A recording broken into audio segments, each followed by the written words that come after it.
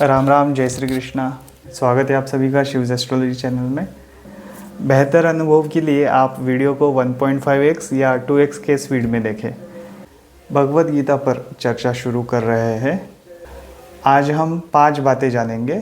सबसे बड़े भगवान कौन है, भगवद गीता किसे सुननी चाहिए, सर्वश्रेष्ठ धन क्या है, सर्वश्रेष्ठ दान क्या है, हम सत्संग कथाओं में क्यों जाते हैं।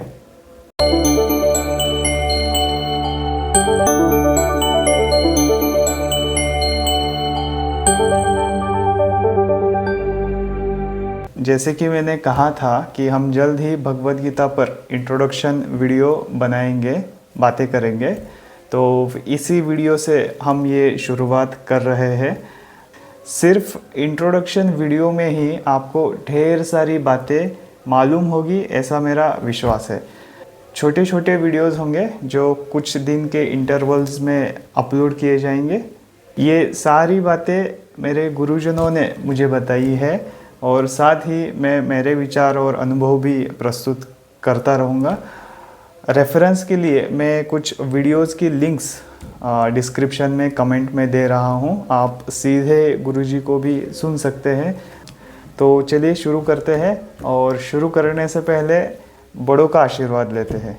और सबसे बड़े भगवान श्री कृष्ण ही है, प्रभु श्री राम शिव जी ही है, इसमें कोई शंका नहीं।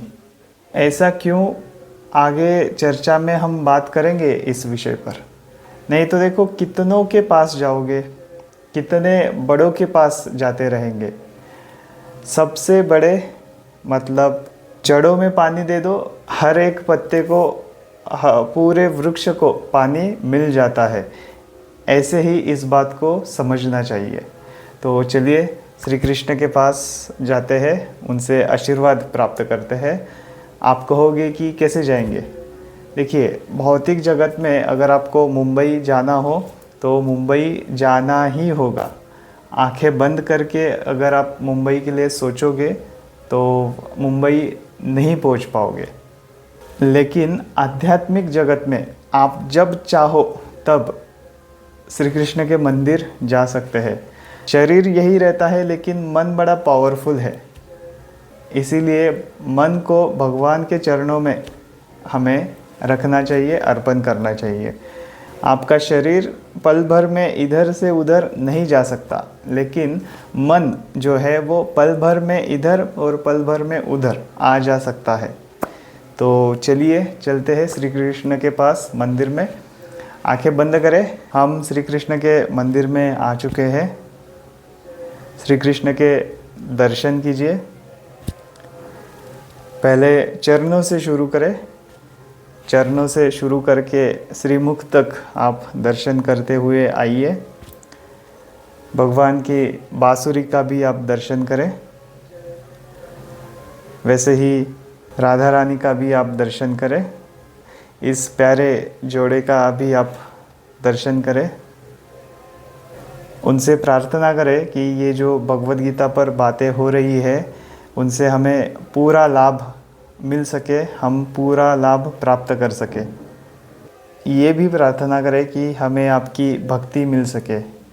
ठीक है, अब चलिए आंखें खोलिए, हम चर्चा में वापस आते हैं। आपको बहुत बहुत धन्यवाद, क्योंकि आपने भी मुझे मौका दिया आपके साथ कृष्ण के मंदिर में दर्शन जाने के लिए। देखिए, दुख जो है वो हर किसी के पास जा सकता है। अमीर गरीब, स्त्री पुरुष, बालक वृद्ध, कोई भेद, कोई वर्ण भेद, कोई धर्म भेद नहीं है इस विषय में। इसीलिए भगवद गीता की इन बातों को सभी को सुनना चाहिए। ये ज्ञान कोई ब्राह्मण या सन्यासी को ही लेना चाहिए, ऐसी बात नहीं है। भगवद गीता आप जानिए कि अर्जुन को सुनाई थी, और अर्जुन क्षत्रिय था, गृहस्थ था, संसारी था, बीवी बच्चे गृहस्थी थी अर्जुन के पास। तो ये मन में कभी ना लाए कि ये बातें सिर्फ साधु संतों के लिए ही है, ये सिर्फ साधु संतों को ही सुनना चाहिए, ये मन से आप बात निकाल दें। भगवद गीता की ये बातें हम सभी के लिए है, कोई धर्म भेद, कोई वर्ण भेद नहीं है इस विषय में। किसी भी धर्म के, किसी भी वर्ण के लोग इसे सुन सकते हैं।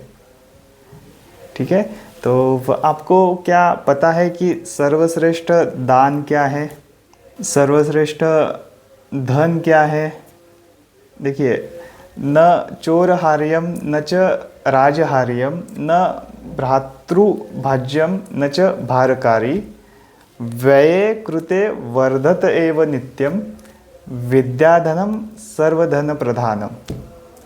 इसका अर्थ है, विद्या ऐसा धन है जिसे कोई चोर चुरा नहीं सकता, ना कोई राजा उसे छीन सकता है, उस पर टैक्स भी नहीं लगता, ना इसे भाइयों में बांटा जा सकता है और ना ही ये भारी बोझ है।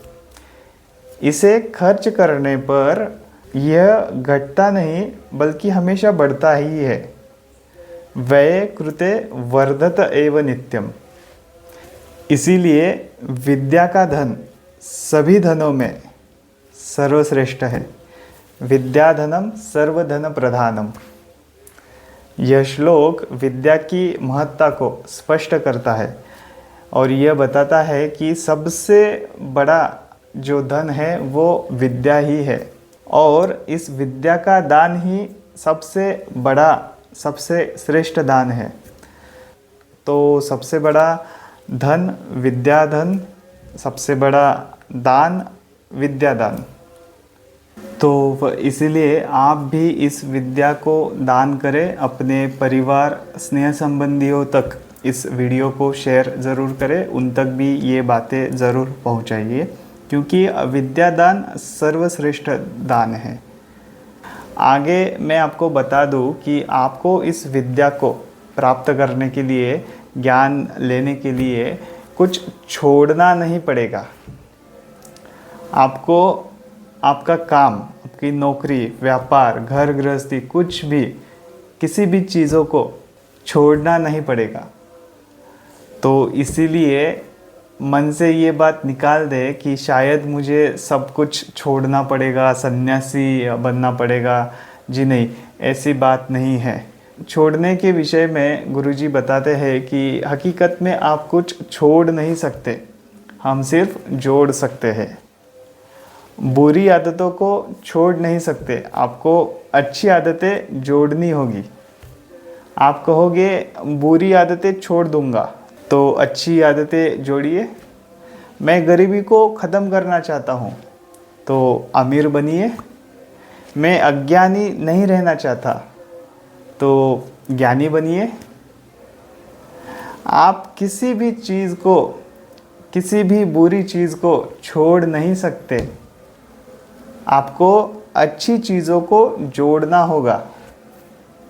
मैं गलत लोगों को छोड़ना चाहता हूँ, तो सत्संग कीजिए अच्छे लोगों के साथ, साधु संतों के साथ, भगवान के भक्तों के साथ जुड़ जाइए। बीमारी को आप छोड़ोगे? जी नहीं, छोड़ नहीं सकते। आपको डॉक्टर की सलाह को जोड़ना होगा, बीमारी ख़त्म। अच्छा, गुरुजी और एक चीज़ बताते हैं कि हम यहाँ भगवद गीता पर चर्चा कर रहे हैं और इससे बाहर हमें कुछ नहीं आता और भगवद गीता के आगे कुछ ज्ञान ही नहीं है, सब कुछ इसी में है। तो यहाँ मैं आपको एक प्रश्न पूछूंगा, कृपया आप मुझे कमेंट में या व्हाट्सएप पर आपके जवाब ज़रूर दीजिए। आप किसी भी सत्संग में क्यों जाते हैं, मुझे बताइए। आप अपना समय देते हैं और समय को पैसों से भी अधिक मूल्यवान कहते हैं, क्योंकि पैसे से समय नहीं खरीद सकते, लेकिन समय से पैसे कमाए जा सकते हैं। टाइम इज़ मनी ऐसे भी कहते हैं। तो कृपया आप मुझे बताइए कि आप आपका समय देकर कोई सत्संग में, कथाओं में क्यों जाते हैं, क्यों करते हैं हम सत्संग, क्यों सुनते हैं किसी भी आध्यात्मिक चर्चाओं को, कथाओं को। मैं इस प्रश्न पर कुछ आपके जवाब चाहूँगा, फिर हम इस विषय में आगे बढ़ेंगे। मैं आज इसी एक वीडियो में आपको कुछ प्रश्न पूछ रहा हूँ, इसके बाद मैं आपसे कुछ नहीं पूछूंगा। तो आज कृपया आप मुझे बताइए, मैं आज आपसे सुनना चाहूँगा।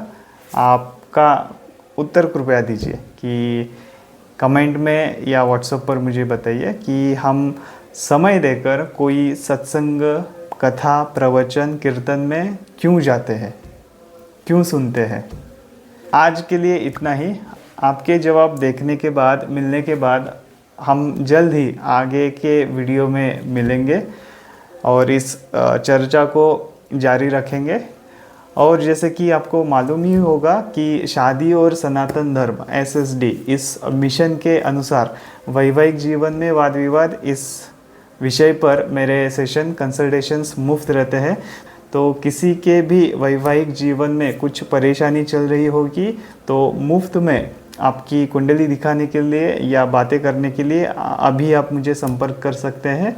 आपके शिव्स एस्ट्रोलॉजी इस चैनल को ग्रो करने के लिए, बढ़ाने के लिए आप वीडियो को लाइक, शेयर और कमेंट ज़रूर करें।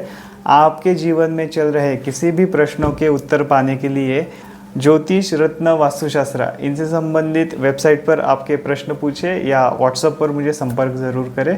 शिव्स एस्ट्रोलॉजी। राम राम। जय श्री कृष्णा। जय श्री कृष्णा।